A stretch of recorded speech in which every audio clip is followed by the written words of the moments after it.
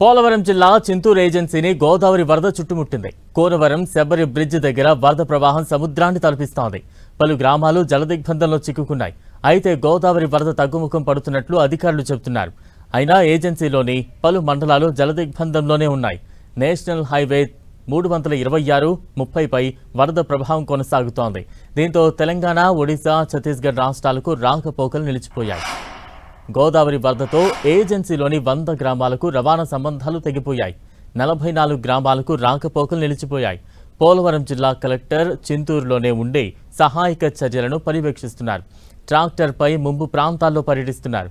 సహాయక చర్యలను వేగవంతం చేస్తున్నారు. రహదారి సంబంధాలు తెగిపోయిన గ్రామాలకు పడవల ద్వారా నిత్యావసర వస్తువులు, వైద్య సేవలు అందిస్తున్నారు. సహాయ శిబిరాల్లో ఆహారం, తాగునీరు, విద్యుత్, ఫ్యాన్లు వంటి మౌలిక సదుపాయాలు కల్పించారు. మరోవైపు ఇప్పటివరకు దాదాపు 110 మంది గర్భిణీలను కోనవరం, చింతూరు ప్రభుత్వ ఆసుపత్రికి తరలించారు అధికారులు.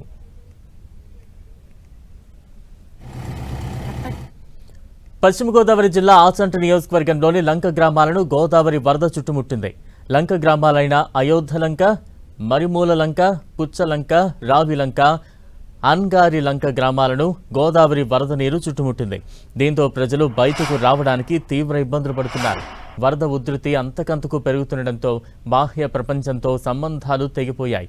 లంక గ్రామాల చిరకాల కోరికైన అయోధ్యలంక బ్రిడ్జ్ను త్వరగా పూర్తి చేసి లంక వాసుల కష్టాలు తీర్చాలని లంక ప్రజలు కోరుతున్నారు.